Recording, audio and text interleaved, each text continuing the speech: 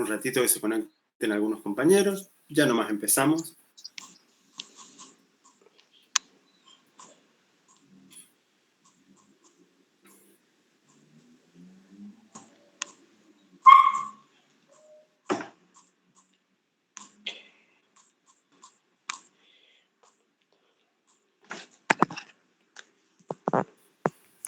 Soledad, ¿tenés el micrófono abierto? Sí, profesor, perdón. No, está bien, está bien. Lo que pasa es que por ahí uno habla y no sabe que tiene el micrófono abierto. Solo por eso les aviso.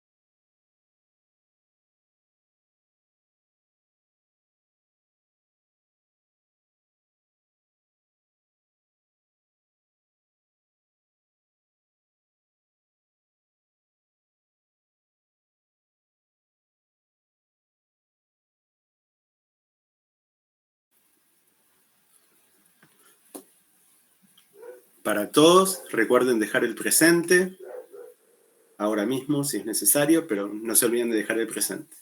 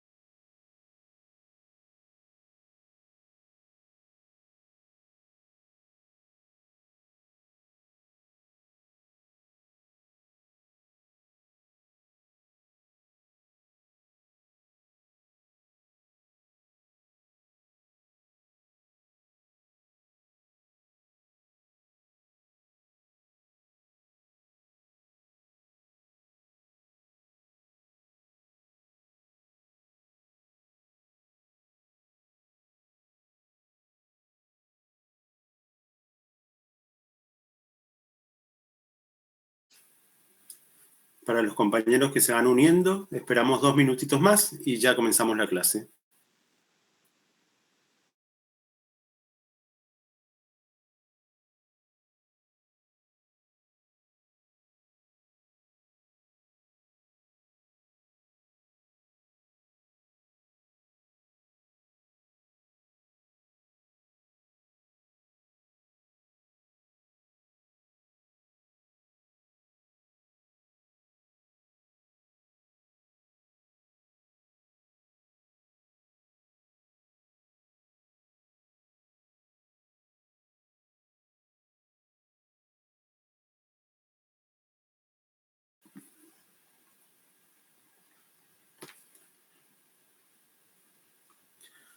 Ahí está. Buenas tardes, chicos. ¿Cómo están? Para los que se van uniendo, los otros ya los saludamos.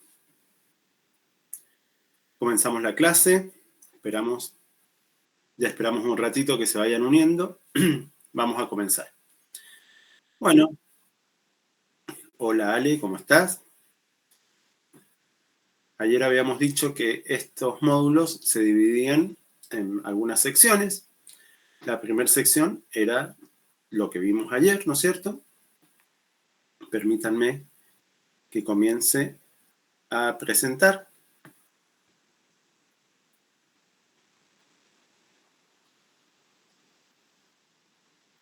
Ahí estamos. Entonces dijimos que en estos módulos íbamos a comenzar hablando de la preparación, que estaba incluida en la preparación según lo que hablamos ayer.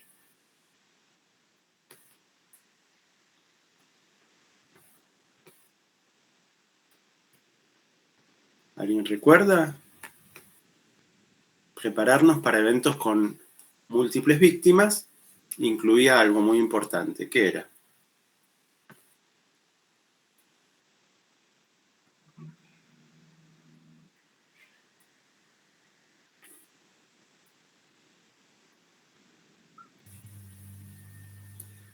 Nadie se acuerda. ¿Cómo nos preparábamos para estos incidentes con víctimas múltiples?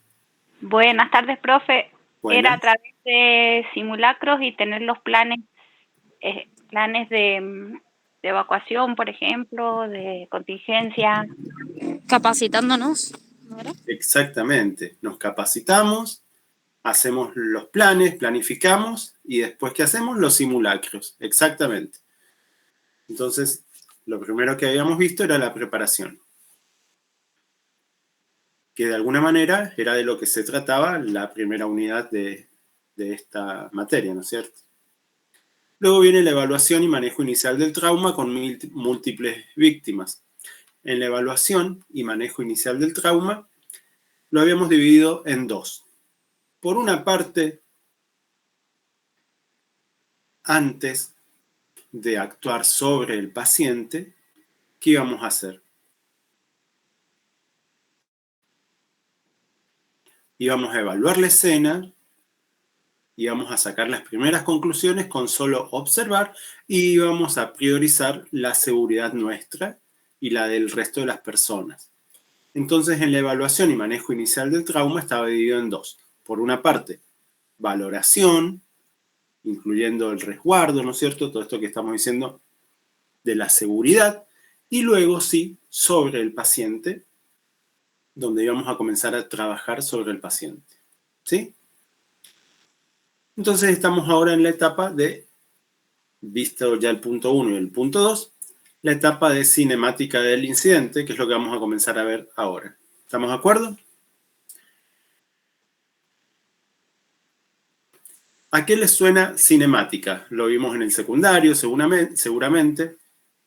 ¿Qué quiere decir cinemática?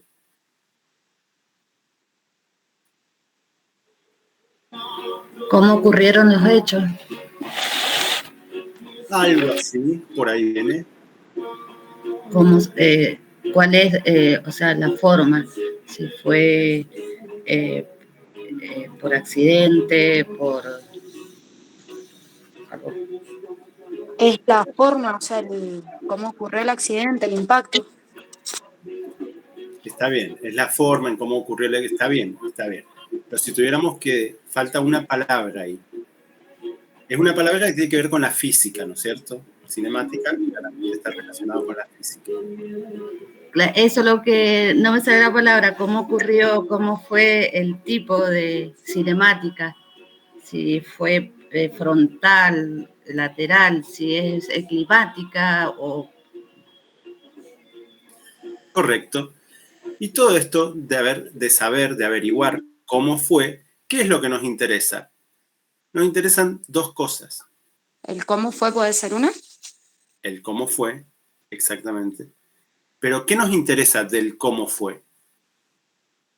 Nos está faltando una palabra ahí. La fuerza del impacto. Ahí está, ahí vamos llegando, ahí vamos llegando. Estamos hablando justamente de la fuerza. Hay movimiento, ¿no es cierto? La inercia. Ahí está. hay movimiento en los accidentes, en los incidentes, perdón. Hay movimiento y por lo tanto hay transferencia de energía. A eso se refiere la cinemática. Es la física del movimiento. Si alguien lo atropella un auto, hay movimiento y hay transferencia de energía. Si alguien se cae de un 4º piso, hay movimiento y hay transferencia de energía. Eso es lo que vamos a comenzar a ver ahora. Entonces, la física del trauma es importante. ¿Por qué? Porque, como sabemos, la energía no se crea, no se destruye, solo se transfiere. Y cuando haya transferencia de energía, de alguna manera va a haber deformidad. Ya vamos a llegar a eso, pero esta deformidad es lo que determina la lesión. ¿Estamos de acuerdo? ¿Y por qué es importante estudiar esto de la física del trauma? Porque cuando hay movimiento y transferencia de energía, dijimos, iban a haber lesiones que algunas son obvias y hay otras que no son tan obvias. Justamente por el tema de la cinemática pueden estar ocultas. Pero conocer cómo fue la cinemática de un accidente nos permite pronosticar, nos permite ver qué probabilidades de lesión hay. Por eso digo que hay algunas obvias y otras que no son tan obvias, pero que van a tener más probabilidades de ocurrir dependiendo de cuál fue la cinemática del incidente. ¿Sí?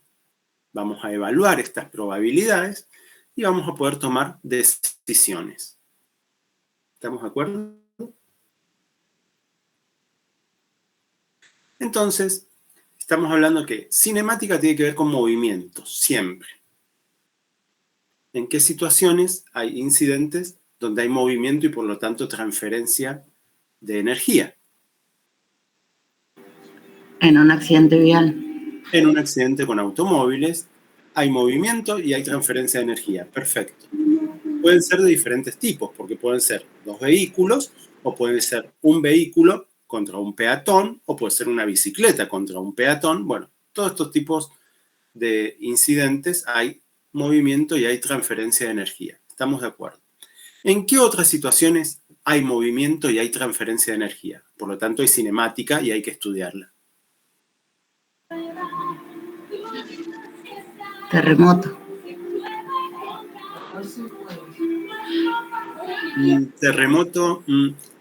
Terremoto, si se le cae un ladrillo en la cabeza a alguien, por ejemplo, supongo que te referís a eso, ¿no es cierto? Claro, en la caída de los objetos, sí, totalmente. Está bien. Sí. ¿Ondas? Traumatismos por caída. Traumatismos por caída, claro. Los traumatismos por caída, las caídas de altura, entonces hay movimiento y va a haber transferencia de energía. Y en las situaciones... Choques múltiples también.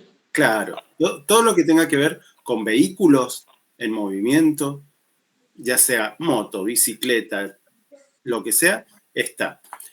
La segunda clasificación dijimos que incluye a las caídas y la tercera incluye a justamente esto de los objetos en movimiento. En el ejemplo del terremoto llegamos a la conclusión de que había un objeto en movimiento que podía ser un ladrillo. ¿Qué otro objeto en movimiento causa lesión? Por ejemplo, las ramas en el viento, cuando corre viento sonda, Sí. la caída de los árboles, Sí, la ruptura de los vidrios, incluso cuando las ráfagas son muy fuertes. sí.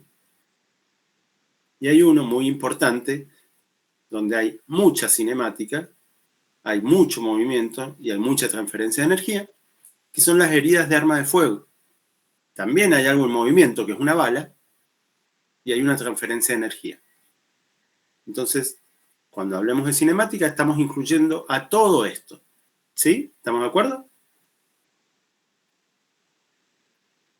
¿Sí? Entonces, así como los objetos en movimiento puede ser una bala, pueden ser en una explosión un pedazo de algo que salió disparado, o puede ser, como dijimos, se cae una rama o se cae un ladrillo en un terremoto. Todo esto son diferentes mecanismos de lesión. Pero vamos a ver qué es la cinemática. La cinemática es el estudio de la energía, es la energía en movimiento. Entonces, la cinemática consiste en aplicar los principios de la energía transferida a la evaluación del paciente, que ayuda a predecir injurias o lesiones que podrían de otra manera pasar desapercibidas. Recuerden que dijimos que había lesiones obvias. Por ejemplo, si el paciente tiene un choque frontal, sale despedido, choca contra el parabrisas, hay una lesión obvia. Pero hay otras lesiones que no son tan obvias, por ejemplo, de los órganos internos o de los huesos. Estudiar la cinemática nos va a ayudar a comprender cuáles podrían llegar a ser estas lesiones que luego se podrían complejizar. Tiene una fórmula, la energía cinética, que es la masa o el peso por la velocidad al cuadrado sobre 2. Entonces, la masa es muy importante al momento de determinar la energía cinética. Un automóvil tiene mucha masa y por lo tanto tiene mucha energía cinética. ¿Estamos de acuerdo? Pero ¿qué tiene además un automóvil? Tiene mucha velocidad. Y la velocidad está elevada al cuadrado, así que también es importante. Una bala, ¿qué tiene? ¿Tiene mucha masa la bala? Velocidad. La bala no tiene mucha masa, pero tiene mucha velocidad. Y por lo tanto tiene también mucha energía cinética. Ahora, ¿qué pasa? ¿Qué es más importante, la velocidad o la masa? Si una persona de 68 kilos que viaja a 48 kilómetros por hora, sacando la fórmula que aplicamos recién, que me dice que es masa por velocidad al cuadrado sobre 2, para determinar su energía cinética, entonces masa, 68, por velocidad al cuadrado sobre 2, me da 78 unidades de energía cinética. Esta persona de 68 kilos, viajando a 48 kilómetros por hora, tiene 78 unidades de energía cinética. Una persona más pesada, que viaja a la misma velocidad, tiene más energía cinética, porque el peso influye en la energía cinética. Ahora, ¿qué pasa si a la primera persona le aumentamos un poco la velocidad? La misma persona, viajan de 68 kilos, que viaja a 64 kilómetros por hora. En el primer ejemplo estaba a 48 y ahora está a 64 kilómetros por hora. Fíjense cómo se duplica prácticamente la energía cinética con el aumento de la velocidad. Y el aumento de la velocidad no fue demasiado. Entonces, ¿qué es lo más importante? ¿La velocidad o la masa de los cuerpos a la hora de determinar cuánta energía cinética estuvo involucrada? La velocidad. La velocidad. Cuanto más energía cinética hay, y esa energía dijimos que se transfiere, entonces cuanto más energía cinética hay, más daños, más lesiones hay. Imaginémonos una bala. Una bala no va a 64 kilómetros por hora. Una bala va a 800 kilómetros por hora. Por eso va a tener mucha más energía cinética a pesar de tener muy poca masa y por lo tanto va a causar mucho más daño. ¿Estamos de acuerdo? Una pelota de tenis lanzada con la mano, una pelota de tenis tiene mucha más masa que una bala, pero la velocidad a la que yo la voy a tirar no va a ocasionar gran daño. En cambio, la bala, a pesar de su poca masa, va a ocasionar muchas lesiones. ¿Por qué? Porque tiene mucha velocidad y por lo tanto tiene muchísima energía cinética para transferir. ¿Sí? ¿Estamos de acuerdo?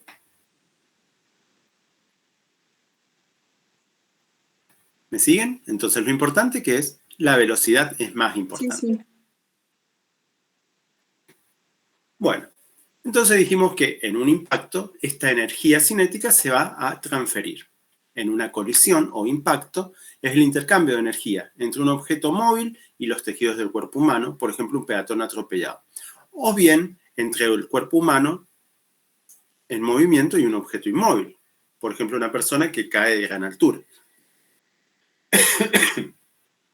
En cualquiera de los casos, o los otros que vimos recién, hay movimiento y hay transferencia de energía a raíz del impacto. ¿Y este impacto con qué tiene que ver? Con el cambio de velocidad. Porque una persona que viene cayendo desde el cuarto piso, viene a gran velocidad, y en el momento del impacto, la velocidad pasa a 0. ¿Sí?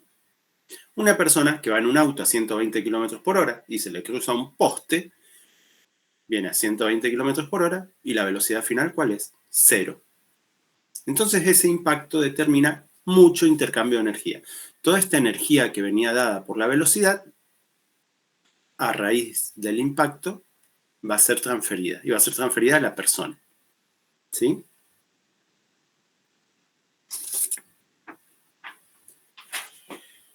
¿Y qué pasa? En este intercambio de energía por desaceleración, ¿qué le pasa al auto? Se destruye. Se deforma, exactamente. Hay deformidad. Esa transferencia de energía determina deformidad por la desaceleración. Y si se desacelera el vehículo y se deforma, imagínense el ocupante, que también se desacelera y también se deforma. Solamente que el vehículo es una chapa y nuestra forma de deformarnos es a través de las lesiones. ¿Sí? Nosotros recibimos toda esta energía. ¿Y qué produce? Una deformidad y por lo tanto una lesión. ¿Qué se va a lesionar? La parte blanda, o sea, el cuerpo más blando se va a lesionar más que el cuerpo más duro. Si a nosotros nos atropella un auto, posiblemente haya una deformidad en el vehículo, pero ¿quién va a tener más deformidad y por lo tanto lesión? El cuerpo más blando. ¿Estamos de acuerdo?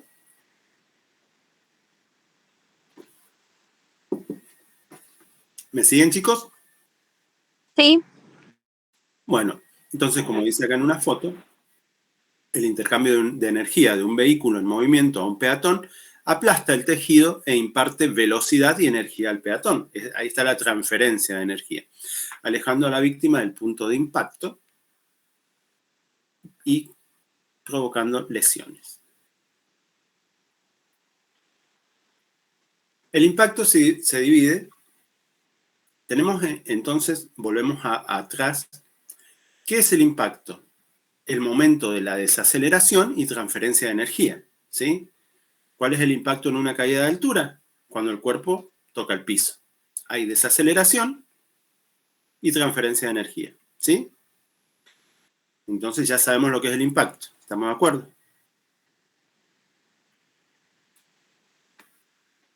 Bien. Y ese impacto se divide en tres impactos. Vamos a ver el ejemplo más fácil de hacerlo, es cuando una persona va adentro de un vehículo y de repente impacta contra, yo siempre pongo una pared o un poste como para tener noción, ¿no es cierto? Entonces hay tres impactos. El primer impacto que se da entre el objeto inanimado, entre los dos objetos inanimados o duros. El auto con otro auto, el auto con la pared, ¿no es cierto? Ese es el primer impacto. Pero ¿qué pasa con el ocupante que está adentro del auto? Ese ocupante adentro del auto va a chocar con el interior del auto. Y ese es el segundo impacto. Es el que se produce entre los ocupantes del vehículo y el interior del mismo. Y hay un tercer impacto que sucede adentro del cuerpo de las personas. Los órganos del cuerpo, ¿con qué chocan? Con los huesos. Con los huesos, exactamente. Si son los pulmones, será contra las costillas, etc. El mismo cuerpo, los órganos internos. Exactamente. Entonces, hay tres impactos en el mismo impacto. El impacto del objeto duro, el impacto de la persona adentro del vehículo con el interior del vehículo y el impacto adentro de los órganos del vehículo.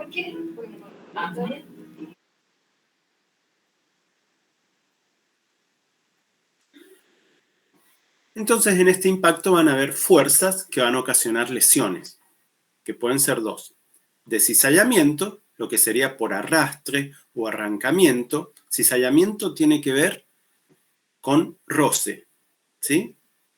Y por compresión es la otra. Es la que ocurre por aplastamiento. Por ejemplo, un órgano blando entre dos estructuras duras. ¿Se entiende la diferencia entre fuerzas de cizallamiento y fuerzas con compresión? En las fuerzas con compresión, dos estructuras aplastan a otra, mientras que en la fuerza por cizallamiento, una estructura se desplaza sobre otra. Cizallamiento quiere decir roce, ¿sí? Y lo que produce es desgarro o arrancamiento.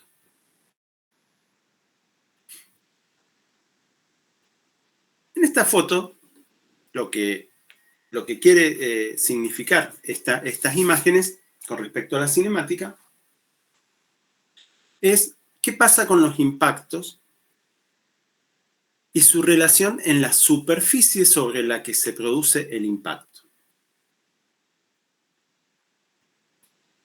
En esta foto, en la primera, acá, donde es el bate de béisbol, ¿no es cierto?, que produce un impacto sobre los órganos, hay mucha superficie de impacto. Entonces esta fuerza se distribuye de alguna manera.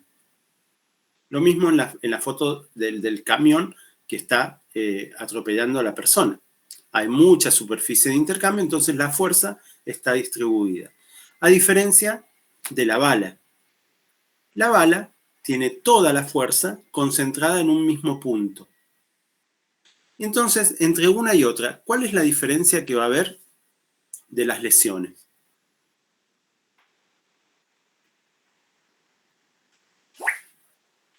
La distancia, profe.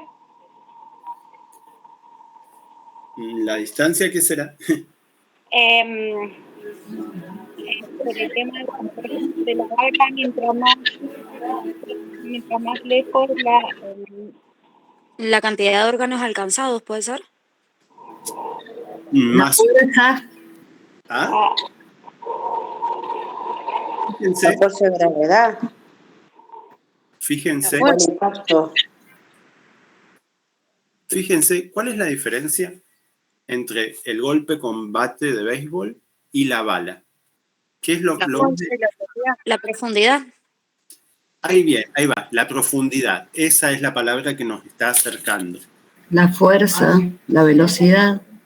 Puede ser la misma fuerza y la misma velocidad, pero con respecto a la profundidad que dice la compañera, que es lo que más cerca tiene que ver con los traumas penetrantes y traumas contundentes. El primero, el bate de béisbol, ¿qué tipo de trauma es? ¿Penetrante o contundente?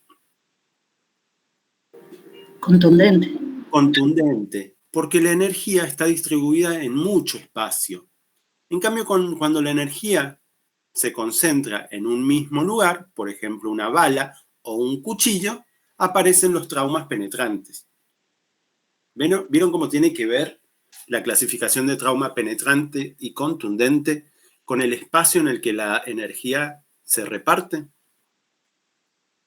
Eso determina un trauma penetrante o un trauma contundente. ¿Sí?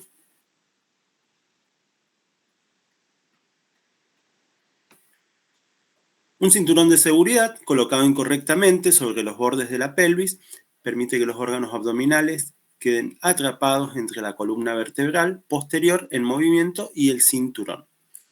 Se producen lesiones en el páncreas y otros órganos. ¿Qué tipo de lesiones eran según las que vimos? Esta. ¿Cuáles fueron las fuerzas? ¿Eran las de cizallamiento? ¿O cómo se llamaban las otras? Perdón, profe, ¿puedo volver a repetir que no lo escuché? ¿Compresión, profe? Compresión, ahí está. Ese es el ejemplo de fuerzas de compresión. Aplastan a un órgano entre dos estructuras más duras. El claro ejemplo de un cinturón y los órganos quedan atrapados entre la columna y el cinturón.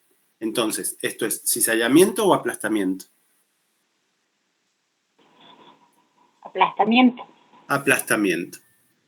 En cambio, las fuerzas de cizallamiento, que pueden suceder también a raíz de una desaceleración y con respecto al cinturón de seguridad, tienen que ver con el desgarro. No quedó atrapado el órgano, sino que por la desaceleración se desgarró. Muchas veces pasa con el hígado o pasa con la arteria aorta. Bueno, ¿cuáles son los tipos de impactos que pueden haber en los accidentes de tráfico? Puede haber impacto frontal, impacto lateral, impacto posterior, impacto rotacional o vuelco. Vamos a ver un poco de cada uno de estos. ¿Por qué dijimos que era importante conocer la cinemática, conocer cómo fue el accidente? ¿Por qué es importante? ¿Alguien me dice? Porque podemos saber en dónde, qué parte del cuerpo está afectando principalmente. Exactamente, porque hay lesiones obvias y lesiones que no son tan obvias. Y conocer la cinemática nos va a permitir predecir, presuponer cuáles pueden llegar a ser las lesiones que puede tener. Excelente.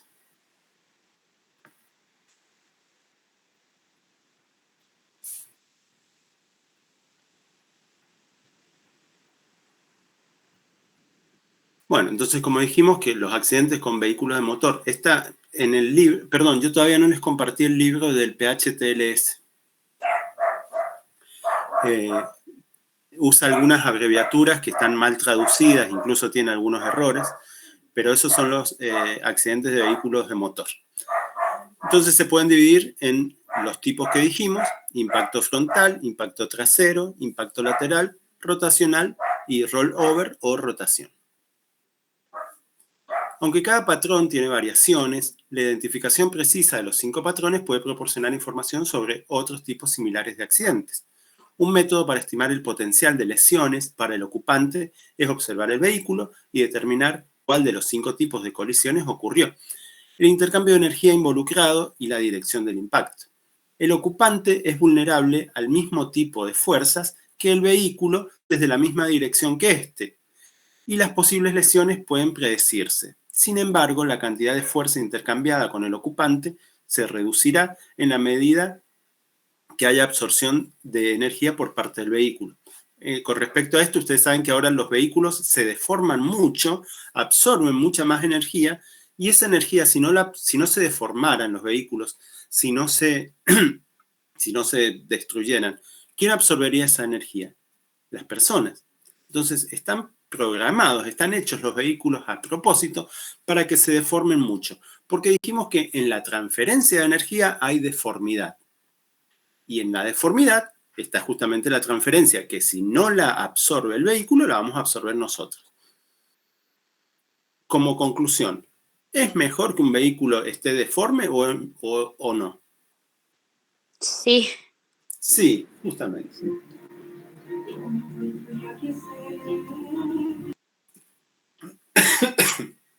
Perdón. Si a uno lo chocan en un Falcon de costado, vos vas en un Falcon y te chocan de costado, el auto ni se va a mover, es chapa dura. Ahora, esa energía va a tener que ir a parar a algún lado. La vamos a absorber nosotros. Diferente a los autos nuevos que se deforman mucho, los chocan de costado, se deforma mucho el auto y no recibimos tanta energía los ocupantes. Y con respecto a la primera parte, que dice que el ocupante es vulnerable al mismo tipo de fuerzas que el vehículo y desde la misma dirección que éste. O sea, si a nosotros, al vehículo, lo chocan de atrás, es como si nos hubieran chocado a nosotros desde atrás. ¿Quién nos chocó a nosotros desde atrás? En todo caso, el asiento en el que nosotros estamos, ¿no es cierto? Por eso dice que somos vulnerables al mismo tipo de fuerza y en la misma dirección. Lo primero que vamos a ver es el impacto frontal y vamos a ver cuáles son los patrones lesionales que se pueden esperar. Como vemos, lo primero que vamos a ver es que la persona va a ir hacia adelante, va a continuar el movimiento, ¿sí? Por arriba y hacia arriba, determinando un impacto directo contra un parabrisas. Se espera que haya lesiones en cara y en cabeza. ¿Estamos de acuerdo?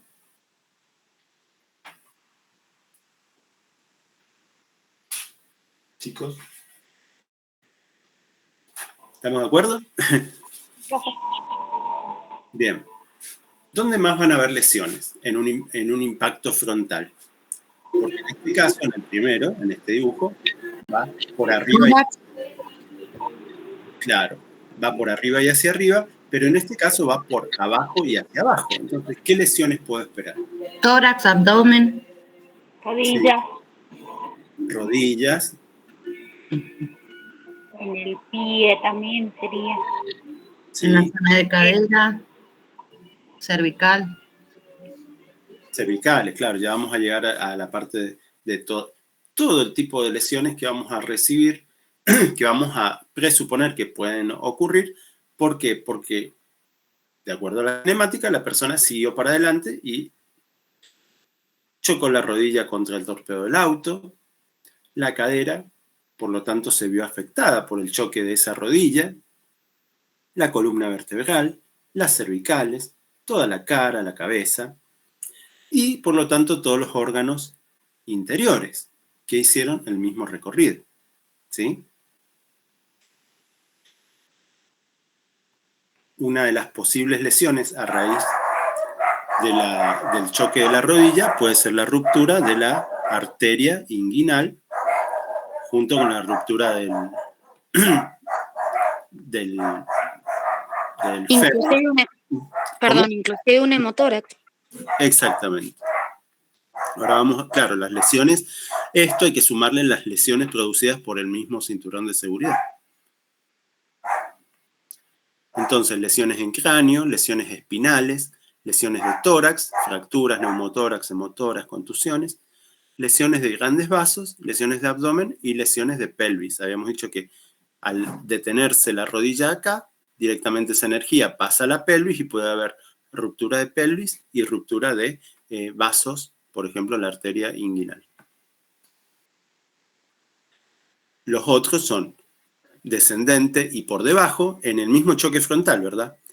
Luxación de rodilla y cadera, fractura de fémur, fractura de extremidades inferiores, fracturas pélvicas, y del acetábulo.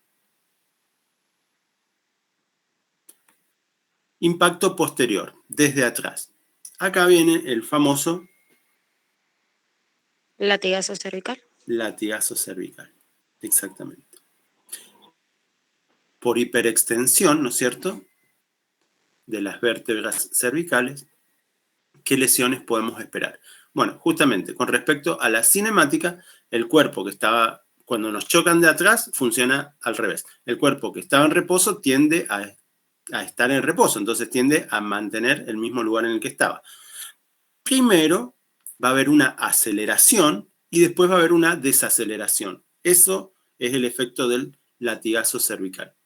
Primero, o sea, estamos quietos, nos chocan de atrás, se supone que el que viene de atrás viene con mayor velocidad. Por eso digo, por más que estemos moviéndonos, se supone que estamos quietos y el cuerpo tiende a tener la posición anterior, como si se quedara en el lugar. Entonces, primeramente, como dice acá, va hacia atrás y luego, con la desaceleración, va hacia adelante. Y tengo los efectos de la aceleración y luego los efectos de la desaceleración, como en el choque frontal. ¿Se entiende, chicos? Que tengo que sumar efectos en este caso. Mientras que en el impacto frontal había solo desaceleración, en el impacto posterior hay primero aceleración y luego desaceleración. Eso es lo que configura el latigazo cervical. En un impacto lateral van a estar comprometidos los huesos de los brazos, tórax y abdomen, las costillas y la pelvis, toda la columna vertebral, como vemos acá. En el impacto rotacional hay lesiones combinadas entre lateral y frontal, generalmente por cizallamiento, justamente por esto que decíamos de desgarro, y también pueden ser por compresión algunas. Y el impacto de vuelta de campana, ¿no es cierto?, rotacional, es una sumatoria de todos los anteriores, porque fijémonos que hay todo tipo de cinemática. Con respecto a los accidentes en motocicleta, así como habíamos dicho que en los accidentes con vehículos de motor estamos adentro del vehículo y hay un segundo impacto, en este caso el impacto es directamente del cuerpo. En el caso de impacto frontal, presupone un golpe de la pelvis contra el manubrio o bien salir despedido con la consecuencia de golpes en la cabeza, tórax o abdomen. El impacto angular o lateral produce lesiones por aplastamiento, generalmente de una pierna, ya sea entre la moto y el auto o entre la moto y el piso. Lesiones de peatones presupone una sumatoria de distintos mecanismos de lesiones. Justamente habíamos dicho que habían diferentes fases del impacto. En el impacto inicial, el golpe del auto contra la rodilla o la pelvis según el tamaño del vehículo y la altura de la persona. En este caso tenemos que destacar las lesiones de peatones pequeños, de niños. ¿Qué diferencia hay entre un choque de un auto a un niño y un choque a un adulto? La masa, profe. En realidad la masa del accidentado no tiene mucha importancia. La velocidad. Y la velocidad del auto es la misma. Un mismo auto, choca a un niño y choca a un adulto. ¿Cuáles serían las diferencias? El auto viene a la misma velocidad, lo que cambia es la persona y el tamaño de la persona. Pero no tiene tanto que ver altura, me dicen los chicos, las dimensiones. Valeria Zapata dice la altura. Tiene mucho que ver con la altura. Tiene mucho que ver con la altura. ¿Qué pasa cuando chocan a un adulto? ¿A dónde va a parar el adulto? Dependiendo qué vehículo, sobre el vehículo muchas veces. Sobre el vehículo. Al parabrisas, exactamente. Sobre el vehículo y al parabrisas. ¿Y El qué niño pasa? queda debajo. Exactamente. Hay muchísima diferencia dada por la altura del peatón. Y el niño puede volar para adelante o sobre el mismo auto, para atrás. Exactamente. Puede salir volando, es verdad. Y el adulto también puede salir volando, dependiendo de la velocidad. Pero los autos están diseñados justamente para deformarse y no causarle lesiones a una persona adulta. Pero si el auto le va a pasar por arriba a un niño chico, pues no están diseñados para eso. Entonces, las lesiones de peatones presuponen sumatoria de distintos mecanismos y lesiones, una fase de impacto inicial, golpe del auto contra la rodilla o la pelvis, según el tamaño del vehículo y la altura de la persona. En un niño seguramente le va a golpear la cabeza o el tórax, no le va a chocar en las rodillas o la pelvis. Luego va a haber una fase del impacto sobre el capó o el parabrisas, el golpe se produce sobre el abdomen, tórax o espalda, y finalmente contra el piso, si la persona salió despedida, se da cuando el paciente rebota y cae sobre el suelo generando politraumatismo. Estos serían los mecanismos de lesión en un adulto, le toca la rodilla, le toca la pelvis y después va a parar la cabeza al parabrisas. En un niño es diferente, choca contra el tórax, con suerte el niño pasa para arriba y si no le pasa por abajo. Pero vamos a tener diferentes lesiones, vamos a esperar diferentes lesiones.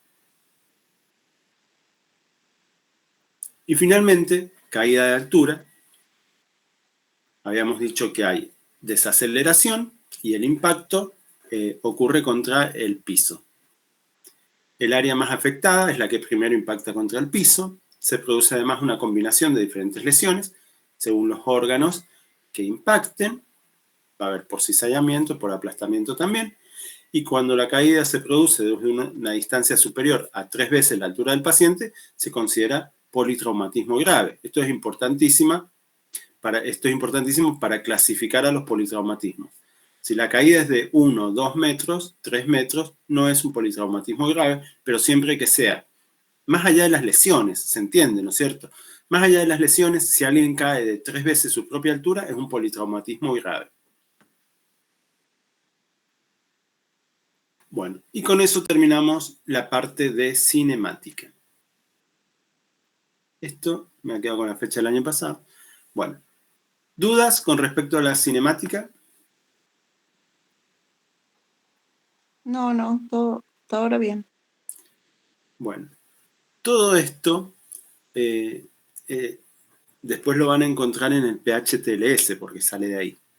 Después lo refuerzan con lo que dice el PHTLS. Entonces ya tenemos la segunda parte, la tercera, perdón.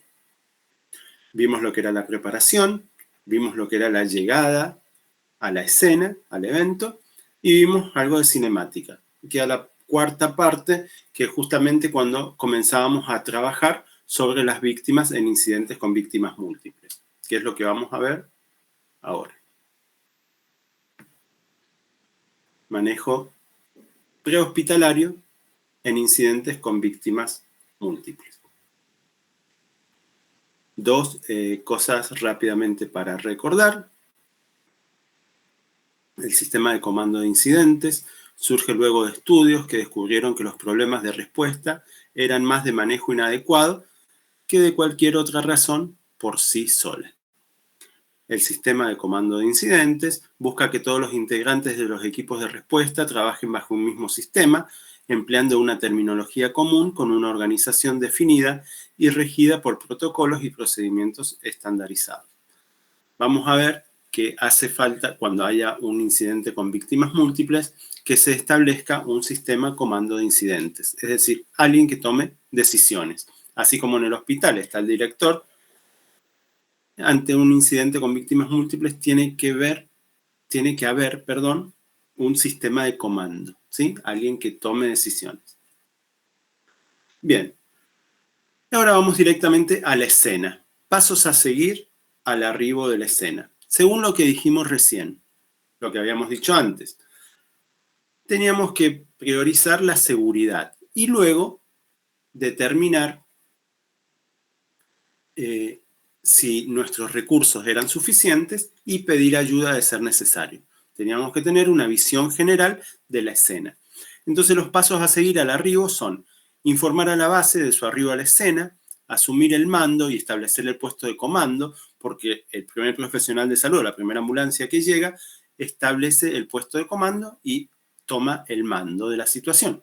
Se evalúa la situación, se establece el perímetro de seguridad, se establecen objetivos, se determinan las estrategias, se determina la necesidad de recursos y posibles instalaciones y prepara la información para transferir el mando, porque posiblemente haya necesidad de transferir el mando a un superior luego. ¿Estamos de acuerdo? Bueno. Delimitación de áreas y perímetro de seguridad. Va a existir un área, ante un incidente con víctimas múltiples, va a existir una zona de impacto o zona roja, va a existir una zona amarilla donde se realiza el triaje avanzado de estabilización, triaje de traslado, área de concentración de víctimas, estabilización y preparación de los pacientes para la evacuación, y finalmente una zona más exterior, que es una zona fría, una zona segura, donde por una parte está el comando operativo y por otra parte está la noria de circulación. La noria de circulación consiste en un lugar donde llega la ambulancia, carga y se va. La noria es como una rotonda, ¿no es cierto? Se tiene que entender como una rotonda donde hay ingreso y egreso. Entonces, en la zona roja, en la zona de impacto, vamos a hacer el triage START, que es en lo que nos vamos a enfocar en las próximas clases, o en esta misma clase, pero más adelante. Perdón, profe. Sí. Disculpe, las ambulancias dijo en la zona fría o en la amarilla. No, en la zona fría, en la zona amarilla. Sí. Es la zona de circulación de las ambulancias donde llegan, cargan y se van. En la zona amarilla se va a hacer la estabilización, se concentran las víctimas y se preparan para la evacuación. Pasan de la amarilla a la verde, o sea, se cargan a la ambulancia. ¿Sí? Y en la zona de impacto lo que se realiza es el triage START. Cuando hablemos ahora de triage START, es un triage prehospitalario en incidentes con víctimas múltiples, pero hay varios triages con los que nos vamos a encontrar. ¿Qué otro triage vamos a encontrar? Cuando llegamos al hospital, vamos a realizar otro triage. Y luego de realizar este triage START, vamos a tener que realizar otro triage para ver cuáles son los pacientes que voy a trasladar primero. Todo el tiempo estamos reevaluando. ¿Sí? Pero ahora nos vamos a enfocar en el triage básico o triage START. Bueno, dijimos que en el área de concentración de víctimas, el lugar seleccionado debe ser un sector seguro, libre de amenazas, cercano a la escena, cuidando de que el viento y el declive del terreno no pongan en riesgo al personal y a los pacientes, accesible para los vehículos de transporte, ambulancias, camiones, helicópteros y fácilmente ampliable. El área de concentración de víctimas, ¿qué color tiene? Rojo. Amarillo. Amarillo. Amarillo, amarillo. La zona de impacto es la zona roja y en ella solo se hace el triage, START. El primer triage de clasificación. Esta es una representación de cómo debería verse la zona, ¿no es cierto?, del incidente con víctimas múltiples.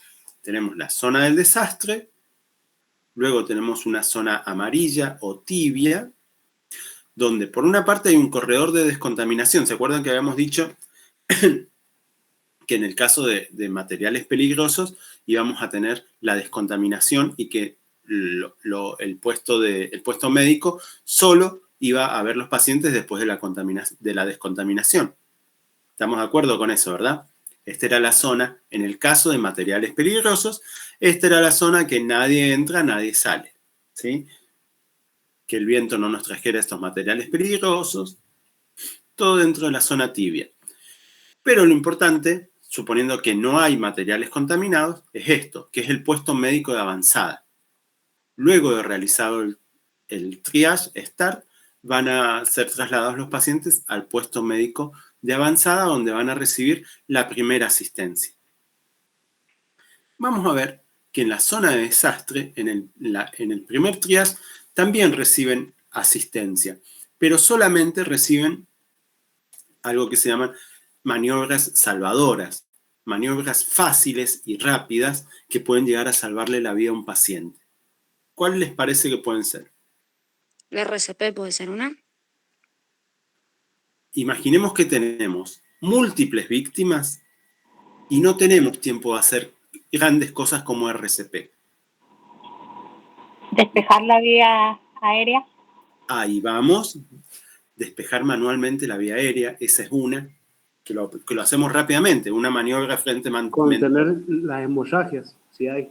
Exactamente. Esas son las dos únicas acciones que son muy rápidas y que le van a salvar la vida al paciente y que podemos hacer en la zona de desastre, mientras hacemos el triage START. Luego, esos pacientes, luego de estar clasificados, van a pasar a la zona amarilla, donde van a recibir la primera asistencia,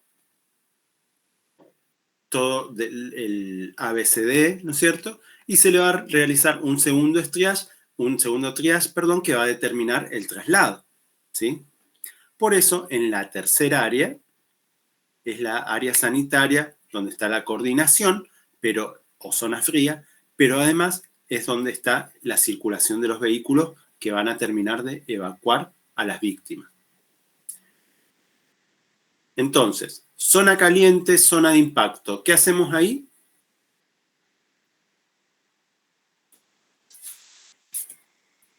Triage START, ¿sí? Clasificación de víctimas y es muy rápido y además tiene solamente dos maniobras salvadoras.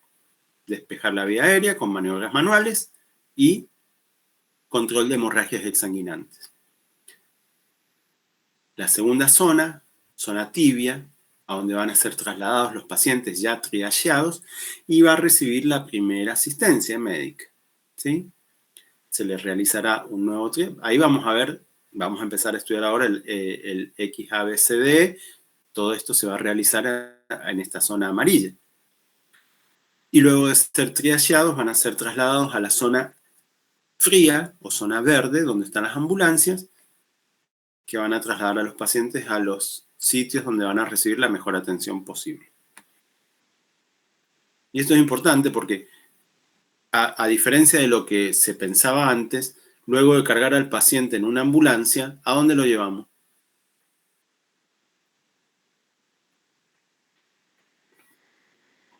Al centro médico más adecuado. Exactamente.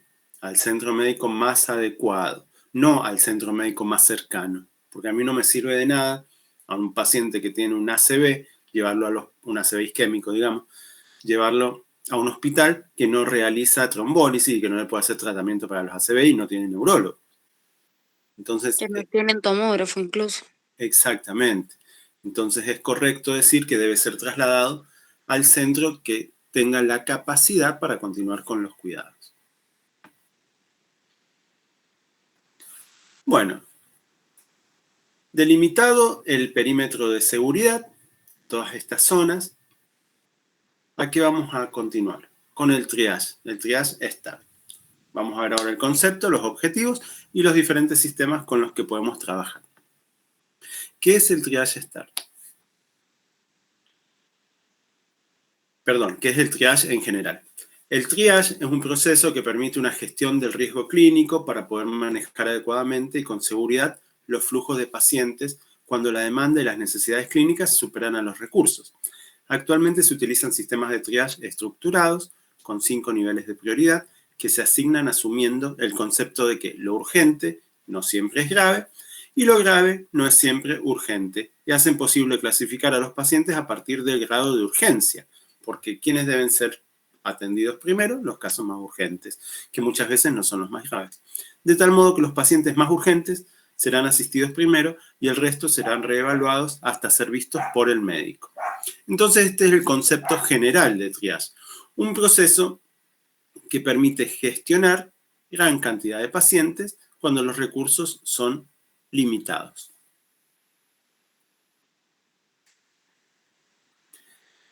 ¿Cuáles son los objetivos? Salvar el mayor número de vidas y el uso adecuado de los recursos disponibles. Eficacia versus eficiencia. Ética individual versus ética colectiva. Sabemos, por lo que vimos antes, que la ética colectiva nos va a llevar a tomar decisiones que en principio no serían las mejores. Recuerden cuando dijimos si tenemos un paciente, lo vimos recién cuando yo pregunté qué hacíamos y nos íbamos a poner a hacer RCP a ese paciente en la zona roja. Y no, porque con un solo paciente se me iban a ir todos los recursos y el tiempo. Entonces yo tengo que pensar en el bien colectivo, ¿sí? Y el bien colectivo me lleva a clasificar a los pacientes de acuerdo a sus posibilidades de sobrevida y no a su gravedad. En el caso de un triage hospitalario, ¿sí? El triage que hacemos cada uno en los servicios de urgencia, ¿según qué clasificamos a los pacientes? Según su gravedad. Atendemos primero a los más urgentes, ¿o no? Pero en este caso es diferente. Vamos a atender primero a los que tengan más posibilidades de sobrevivir. Y se produce de alguna manera un conflicto ético, pero tiene que primar la ética colectiva sobre la ética individual. Entonces, el objetivo va a ser salvar el mayor número de vidas y el uso adecuado de los recursos disponibles. Las funciones. Se acepta en consecuencia que las funciones del triage deben ser identificación de pacientes en situación de riesgo vital, asegurar la priorización en función del nivel de clasificación, asegurar la reevaluación de los pacientes que deben esperar y decidir el área más apropiada para atender a los pacientes. Todas estas son las funciones que perseguimos cuando hacemos triage.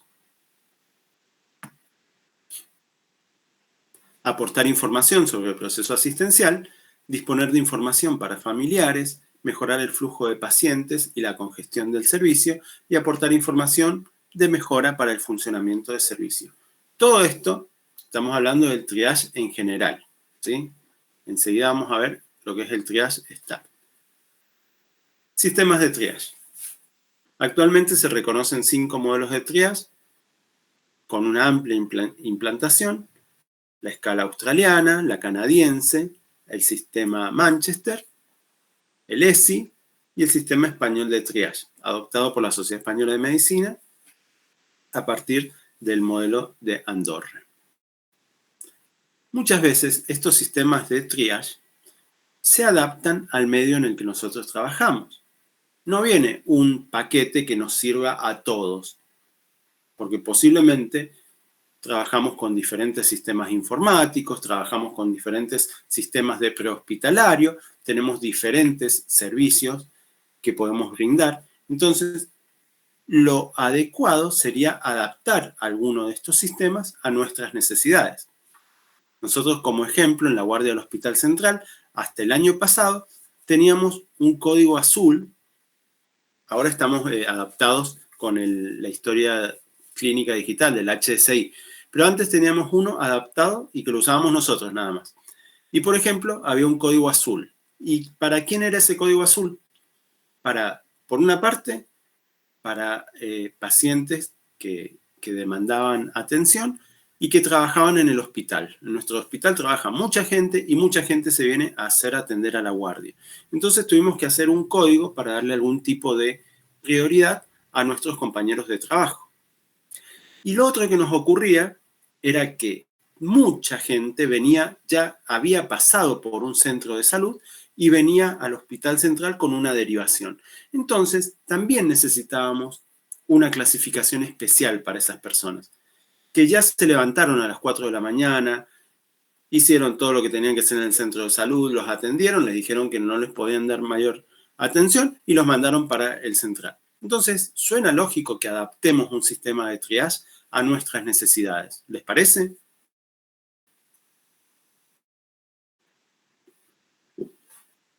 Bueno, espero que sí. Sí, profe. Excelente. Entonces, como decíamos, la clasificación, los colores, todo eso puede ser adaptado. Lo que es indiscutible es quién hace el triage. Todos son sistemas multidisciplinares basados en motivos y la urgencia de la consulta, pero no en diagnósticos médicos. Y son llevados a cabo, por lo tanto, por enfermeros y tal vez por ahí con un apoyo médico puntual. También todos incorporan elementos de monitorización de la calidad del propio servicio de urgencias y cuentan con proyección para poder ser aplicados en el ámbito extrahospitalario. ¿Qué queremos decir con esto? Los enfermeros claramente estamos capacitados y somos los encargados de hacer triage porque no estamos basándonos en diagnósticos médicos. Nos basamos en signos y síntomas. Y la enfermería, desde que hacemos PAE, ¿se acuerdan de cuando empezamos a hacer PAE? ¿En qué nos basamos? En signos y síntomas. O sea, la respuesta del paciente al proceso patológico y no el nombre del proceso patológico. ¿Sí? Fiebre es fiebre, sea cual sea su origen. Y al momento de hacer triage, no me interesa cuál es el origen. Lo que me importa es el signo. ¿Sí? Por eso enfermería es el personal más indicado para realizar triage. Bueno, entonces va a haber un triage primario que se desarrolla en la zona del impacto y luego va a haber un triage secundario en el área de concentración de víctimas, luego de que se los estabilizó y se los puede reclasificar. Luego va a haber un triage terciario en el servicio hospitalario de urgencias, luego va a haber uno cuaternario en el quirófano donde tomarán otras decisiones. Pero lo importante es que, como les dije recién, hay varios niveles de triage y sus objetivos no son los mismos, ¿sí?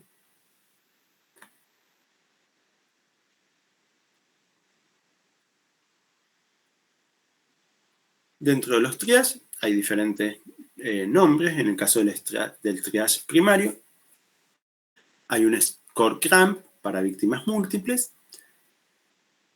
adoptado por resolución ministerial de la Nación en 1988, de muy poco uso, y un triage START, originado en Oklahoma y utilizado por personal de rescate, que este es el que con el que nos vamos a centrar ahora. Si nos vamos a lo que dice el Ministerio de Salud del año 88, dice que deberíamos usar esto, pero en realidad no es aplicado en ningún lado. Se utiliza el START. Otros tipos de triage, ¿cierto? Este es el método SHORT. ¿Cómo clasificamos a las víctimas múltiples? ¿Puede caminar? Sí o no. Si puede caminar, es verde. Vaya para allá. Camine para allá. Rápido. El triage START también utiliza esto, que puede caminar, se lo clasificó como verde. Si no puede caminar, paso a lo siguiente. ¿Habla y obedece órdenes? Sí, es decir, habla y obedece órdenes, pero no puede caminar, se lo clasifica como amarillo. ¿Sí? Y si no, pasamos a la tercera. ¿Puede respirar? Tiene signos de la circulación afectada. Si puede respirar, se va a clasificar como rojo, pero fíjense si sumamos. Si no puede caminar, si habla con dificultad y no obedece órdenes, y si no respira, va a ser clasificado como negro, que es el paciente que no se va a atender. ¿Estamos de acuerdo? Entonces, vamos a tener 3 posibilidades. Que camine, y lo vamos a clasificar como verde. Que no camine, pero que hable y obedezca órdenes, lo vamos a clasificar como amarillo. Que no camine, que no hable y que no obedezca órdenes, pero que pueda respirar. Y ese va a ser clasificado como rojo. ¿Se entiende, chicos? Este triage short es una de las posibilidades y el start, que vamos a ver ahora, es muy parecido. Acá falta la parte del control de las hemorragias. Habíamos dicho que en prehospitalario es muy importante el control de las hemorragias como medida salvadora.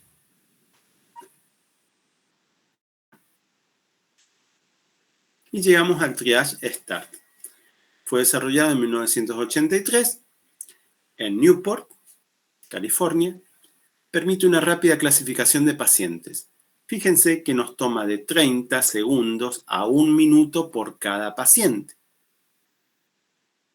Puede utilizarse escalas para hacerlo aún más fino. Pero en general, con este triage, en 30 segundos deberíamos clasificar a un paciente.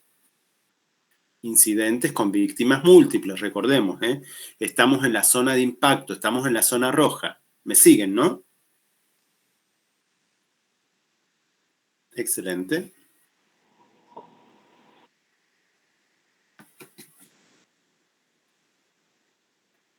Este es el diagrama general de la clasificación START. ¿Sí?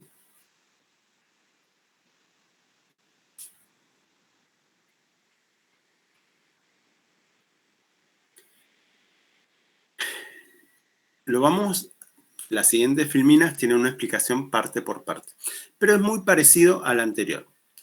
Si puede caminar el paciente, va a ser clasificado como verde. ¿Sí? Ahora, ¿qué pasa si puede caminar y no respira? Si no puede caminar y no respira. Igual que el otro, lo voy a clasificar como negro, pero con una salvedad. Acá entran las maniobras salvadoras de las que habíamos hablado, que es la apertura de la vía aérea. ¿Y cuáles son las maniobras manuales, perdón por la redundancia, que yo tengo para abrir la vía aérea? ¿La maniobra de Cambridge es una? No. La maniobra de Heimlich a mí me permite, está bien, cuando la vía aérea tiene un cuerpo extraño, es una maniobra que me permite, está bien, yo entiendo lo que quisiste decir, pero no. Ante una vía aérea que está cerrada por un trastorno de conciencia, ¿cómo la puedo abrir? Ahí puso Facundo extensión, justamente, se llama hiperextensión mandibular, exactamente. Y la otra maniobra.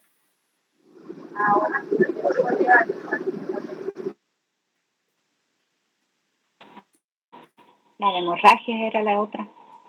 No, es la maniobra frente-mentón. No sé si la han escuchado.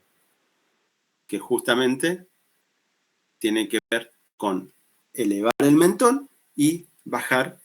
Elevar la frente y bajar el mentón. Y la otra que decía hiperextensión mandibular o subluxación mandibular. En cualquiera de los dos casos lo hacemos con una mano, lo hacemos muy rápido. Lo vamos a ver después, no se preocupen.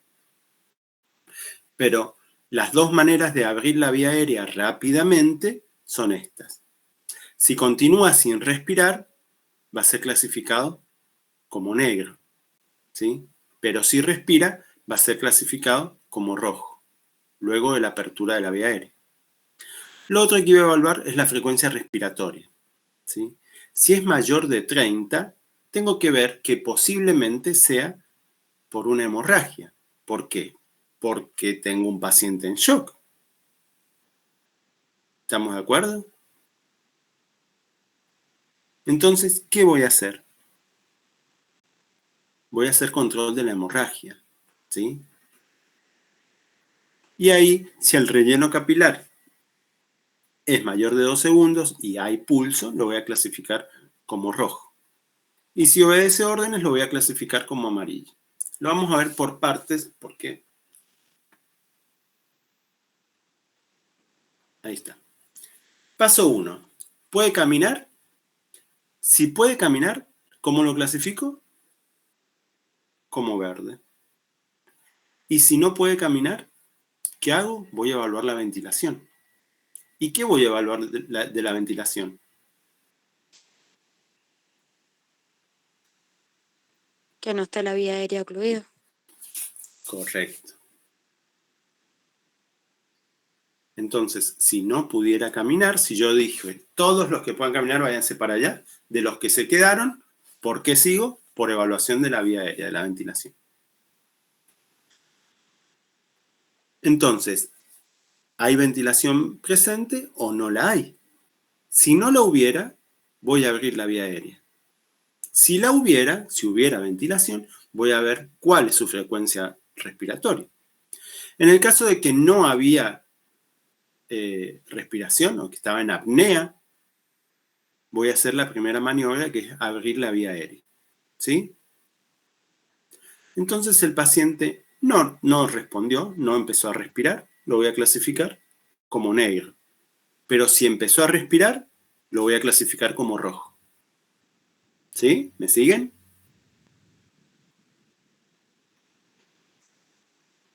Bien. La otra opción era de que el paciente que se quedó, ¿no es cierto?, sí estuviera respirando. Y en el caso de que sí estuviera respirando, tengo que ver cuál es su frecuencia respiratoria. ¿Sí? Si tiene una frecuencia respiratoria alta, puede deberse, y ojo, puede deberse, lo mismo con el llenado capilar. Si tiene una frecuencia respiratoria alta, posiblemente esté choqueado y lo voy a tener que clasificar como rojo. Ahora, si tiene una depresión de la frecuencia respiratoria, voy a tener que pasar a evaluar la circulación.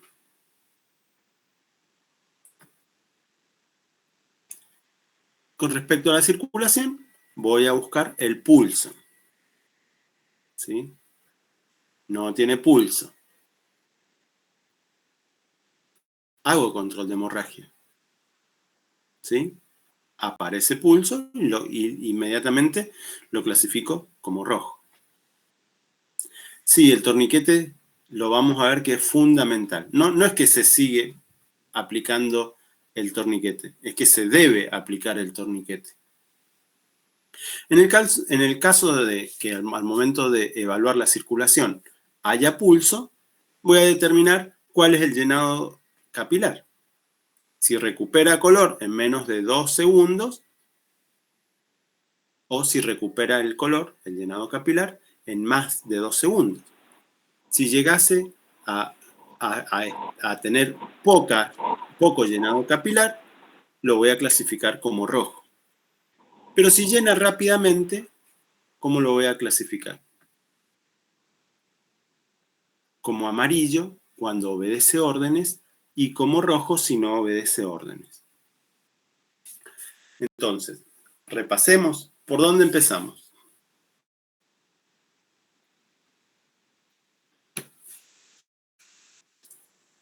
Empezamos preguntando quién puede caminar, quién puede salir de la escena por sus propios medios. ¿Sí? Todo el que salga de la escena por sus propios medios va a ser clasificado como verde. De los que se quedaron, vamos a ver quiénes respiran y quiénes no. Lo primero que vamos a ver. Entonces vamos a evaluar la ventilación. No respira. Le abro la vía aérea y empieza a respirar. Lo clasifico como rojo. Se quedó, no respira, le abrí la vía aérea y sigue sin respirar, negro, automáticamente. ¿Sí? ¿Estamos de acuerdo? La otra opción son para los que se quedaron y sí están respirando. No necesitan apertura de la vía aérea, claramente, ¿sí? Pero puedo tener dos opciones. O pueden tener una frecuencia respiratoria alta o una frecuencia respiratoria baja. Los que tienen una frecuencia respiratoria alta se clasifican como rojo. Y si tienen la frecuencia respiratoria baja, menor a 30, voy a pasar a evaluar la circulación. Entonces ya tengo clasificados a los verdes y dos opciones de rojos y una opción de negro. ¿Sí? Voy a evaluar la circulación para el paciente que ventila. Entonces, voy a evaluar la circulación para el paciente que ventila, pero que tiene menos de 30 respiraciones por minuto. ¿Sí?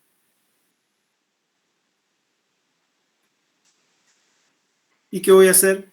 Voy a ver el pulso. Si tiene pulso o no tiene pulso. Puede ser que una persona esté respirando y que no tenga pulso. Que yo no le detecte el pulso. ¿Es posible eso? Sí, profe. Sí, una persona gravemente hipotensa. ¿Estamos de acuerdo? Entonces esa persona que está hipotensa posiblemente se deba a la hemorragia y por eso voy a tener que hacer inmediatamente control de hemorragia. Entonces, si volvemos, de las personas que se quedaron y de las personas que respiraban y de las personas que tenían la frecuencia respiratoria baja y de las personas que no tenían pulso, voy a hacer control de hemorragia porque posiblemente esa persona está chocada. ¿Sí? Ahora, ¿qué pasa? Estas personas también podrían tener pulso. En el caso de tener pulso, voy a evaluar el relleno capilar. ¿Y qué pasa con el relleno capilar? Puede estar normal, entonces lo voy a clasificar como rojo. No, perdón. Puede estar retardado, entonces lo puedo clasificar como rojo. Fíjense que si hubiera tenido hemorragia estaría de este otro lado. Cuando el relleno capilar está demorado, lo voy a clasificar como rojo. Pero si no está demorado, ¿no es cierto? Si tiene un relleno capilar normal, voy a evaluar el estado de conciencia. Porque puedo llegar a clasificarlo acá como amarillo, que es la única manera de llegar a un amarillo, fíjense, que es alguien con relleno capilar disminuido, pero con pulso radial y que respira menos de 30 respiraciones por minuto. Entonces, el paso 4 es evaluar el nivel de conciencia, que puede obedecer y puede no obedecer. ¿En qué pacientes valoro el nivel de conciencia? En los que tienen pulso y su llenado capilar está en orden, es menor a 2 segundos. ¿Sí? Paso 4, evalúo el nivel de conciencia. Puede no obedecer órdenes, lo considero como rojo, y si obedece órdenes, va a ser clasificado como amarillo, que es el único caso en el que puedo clasificar como amarillo. Órdenes simples. Abre los ojos, los abre. Apretar las manos o cerrar los ojos, ¿no es cierto? Órdenes simples. ¿Se entiende más o menos? Yo sé que es complicado, pero si lo vemos como una secuencia, ¿se entiende? Sí, profe. Fijémonos que esto lo tenemos que hacer en 30 segundos. ¿Sí? ¿Sabes qué me estaba acordando, Héctor? Ah, Estaba acordando que difícil habrá sido en la época o en el evento este de Cromañón, porque esto lo que vos estás explicando, me imagino que lo deben haber hecho los médicos afuera de Cromañón, o sea, afuera del local. Los bomberos quizá cuando haya entrado lo han visto, también lo practicaron. Son como en diferentes escenas, la verdad que está bueno pensarlo así. imagínense ustedes en Cromañón, no sé si han visto videos. Cada vez salen más videos de Cromañón. Yo no he visto muchos porque son bastante movilizadores. Pero en algunos que he visto, tienen un agravante. Y es que están los amigos de las víctimas por todos lados. Y todos diciendo lo mismo. cargarlo a la ambulancia y llevarlo al hospital, y es gente muerta. Mucho más difícil esa situación, dificilísima. No se me ocurre una situación peor. Son los amigos sacando a los chicos de adentro del boliche, muchos de ellos que ya llevan rato largo muerto, pidiendo oxígeno. Y imagínense la gente de los sistemas de salud viendo si le dan oxígeno a un muerto, se lo dan a alguien que realmente lo necesita. Me parece muy complicado. Sí, la verdad que interesantísimo. Y la verdad que es muy complicado en ese momento, porque nosotros que trabajamos en urgencia se nos complica quizá en el intrahospitalario, en el avanzado. También es muy complicado trabajar en el prehospitalario y en este tipo de siniestro, porque me imagino que los que se han prendido fuego, han inhalado monóxido de carbono y que se pudieron salir, se cayeron, apenas salieron y los de la ambulancia, los del SAME, empezaron a realizar ese tipo de triage afuera. La gente que pudo entrar vio los cuerpos caídos, gente muerta, y hay algunas personas que quizá pudieron pedir ayuda, pero no tenían criterio de salvarlos. Entonces ahí es muy difícil trabajar así, pero bueno, está bueno, está bueno. Sí, yo creo que nosotros trabajando es muy fácil. Trabajando con aire acondicionado, abajo de un techo y una cantidad limitada de pacientes, porque es la verdad. El prehospitalario me parece muchísimo más difícil, tiene muchísimas más matices, más complicaciones, bueno, cosas que claramente no son para todos. A los que nos gusta la urgencia, la emergencia, deberíamos verlo todo y saber un poco de todo. Pero me parece... Me ha sucedido a mí cuando me ha tocado trasladar pacientes, de que realmente sí, tenés la presión tanto de los familiares, la situación arriba de la ambulancia y aparte toda la adrenalina del momento. Totalmente, totalmente. El tema de la seguridad, el tema de la seguridad ya por sí solo ya es todo un tema. Precisamente me tocó un código rojo en el barrio Matiu, creo que es, el que está a la altura del aeropuerto, un poco más para adentro, de estar rodeado así de personas con cara de pocos amigos, por no decir otra cosa, Sí. y trabajar así bajo la presión de eso es bastante complicado. Me imagino que sí. Es muy difícil. Y se suma todo, porque la seguridad es solamente una parte, ¿no es cierto? Todo esto que venimos viendo, el clima, hay muchas cosas, muchas cosas. Bueno. El riesgo de vida de uno, porque uno puede morirse en el lugar también. Totalmente. Por eso a mí me parecía muy importante esa filmina que dice en algún momento que una de las opciones que vos tenés es no estar ahí. Si el lugar no es seguro, vos tenés la opción de no estar ahí. Y claro, es difícil. Uno se hace el superhéroe. También les puse la foto del superhéroe por algo. Sí, es verdad eso. Nos han contado, o por lo menos he escuchado muchos comentarios de personas que trabajan en ambulancia que en la calle todos son superhéroes o por lo menos tienden a tener toda la voluntad de serlo, pero como no tienen la capacidad y no tienen la experiencia, no tienen la práctica o la capacitación, por ahí capaz que estorban a los que realmente se han capacitado. Entonces es como a veces una lucha de personas que intentan hacerlo productivo, pero terminan como estorbándose y hay a veces que corren riesgo la vida ellos, ¿me entendés? Hay muchos bomberos que, por ejemplo, que no tienen la experiencia y digamos, en pro de hacer algo, terminan perjudicando el sistema. Y bueno, por eso también tiene que ver con capacitar y tomar una voz de mando, que es lo más importante, creo que en todos lados, en el hospital también, que la voz de mando haga y realice todo el tipo de organización y gestión ahí. Totalmente. Sí. Hay demasiados aspectos para ver y bueno, Y no es lo mismo estar en la calle que estar adentro de un edificio, claramente. No, por supuesto, en este caso a mí que me tocó esa situación en ese barrio marginado, por así decirlo, era como que o lo salvan o de acá no se van. Era así.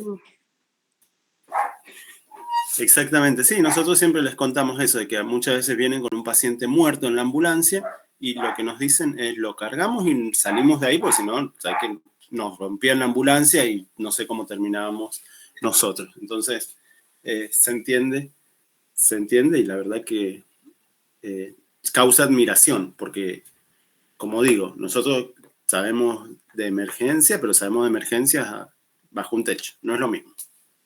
Y en este caso que estamos hablando del triage, se maximiza esta presión de tener que determinar a quién ayudar primero, a quién no ayudar, ¿no es cierto? Y con el fin de ayudar a la mayor cantidad posible de gente. Y esto lo... ¿Sí? Disculpa que te corte.